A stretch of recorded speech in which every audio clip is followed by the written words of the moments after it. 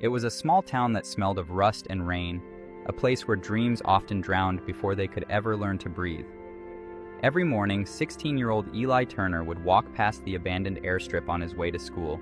The cracked runway stretched into the horizon, a scar of forgotten glory. Old weeds grew through the concrete, and a broken sign still read, "Skyfield Air Base, reach beyond the clouds." Eli used to stop there every day, stand at the edge, and close his eyes.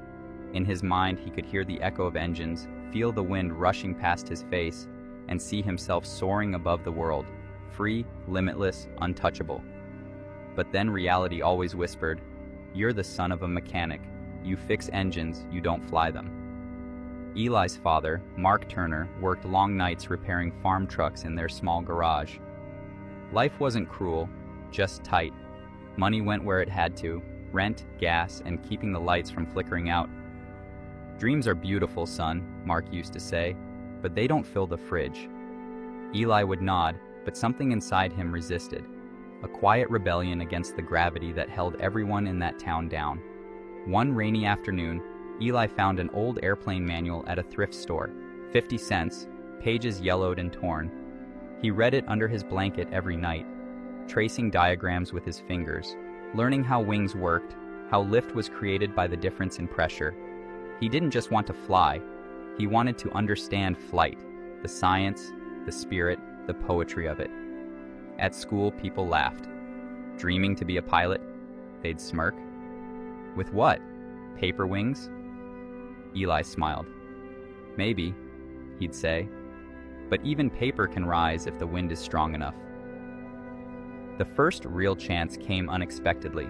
A retired pilot named Mr. Hawkins moved into the old farmhouse near the airstrip. Rumor had it he once flew fighter jets.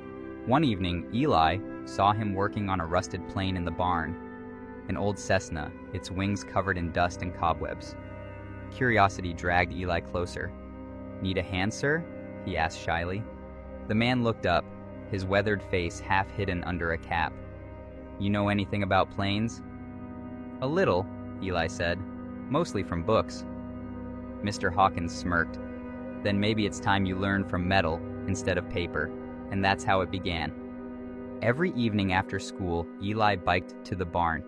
Together they cleaned, welded, and rebuilt the old plane piece by piece.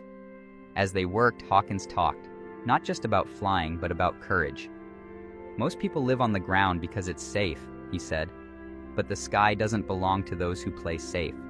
It belongs to those who trust their wings, even when they're shaking." Eli listened. Every word became a seed planted deep inside his soul. The day the engine finally roared back to life, Eli felt his heart tremble. The sound was pure magic, like the universe whispering, "Now." Hawkins climbed into the cockpit and motioned for Eli to join him. "Ready?" Eli hesitated. I can't. My dad, he wouldn't understand." The old man looked at him for a long moment. "Son, if you wait for the world to understand your dreams, you'll wait forever." That night, Eli told his father everything, about the plane, the lessons, the dream. Mark didn't speak for a long time. Finally, he sighed, his hands still stained with grease. "You really think you can do this?" Eli met his eyes. "I don't think, Dad. I know." Something softened in Mark's expression, a mix of pride and fear. "Then promise me one thing," he said quietly. "If you're going to chase the sky, don't ever stop halfway." Eli nodded. The next morning was crisp and clear, the kind of morning when the sky feels close enough to touch. Eli stood beside the plane, heart pounding. Hawkins adjusted the controls and smiled, led. "Today, you take the stick." "Me?" "Dreams don't wait, Eli. You shouldn't either." With trembling hands, Eli climbed in. The runway stretched ahead, long, cracked, endless. His reflection stared back from the dusty windshield, a boy who had dared to believe. The engine hummed, the plane rolled forward, the ground began to blur, and then, it happened. The weight of the world fell away. The earth shrank beneath him. The sky opened like a secret finally told. Eli Turner, the mechanic's son, the boy of paper wings, was flying.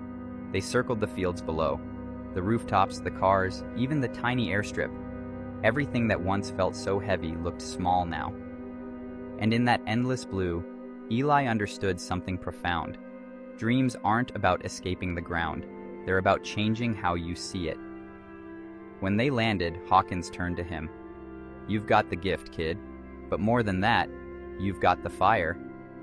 Eli smiled, but deep down, he knew the fire was only beginning to burn. The years that followed weren't easy. Flight school applications, rejections, money struggles, everything tested him.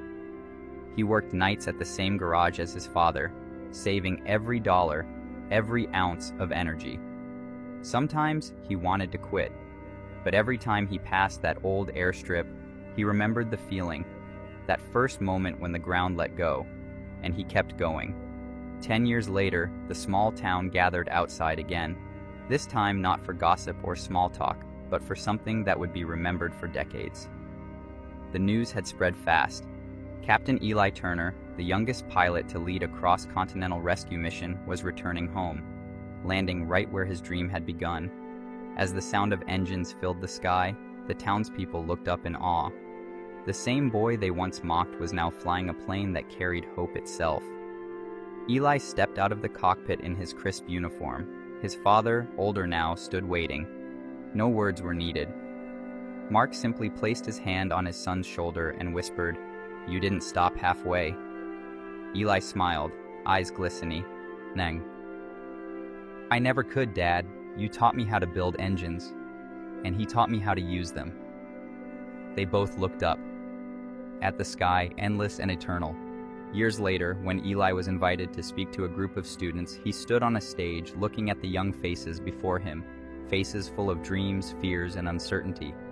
He told them about Skyfield, about the rusted airstrip, about being laughed at for dreaming too big. And then he said something that silenced the room. "Dreams are like wings. They're useless until you dare to open them. The world will tell you that you can't fly, that your sky is too high, that your wings are too small. But they don't know your wind. The size of your dream doesn't matter. What matters is the size of your belief." He paused, looking up as if speaking to the heavens. "I was a boy who wanted to touch the sky. And I did.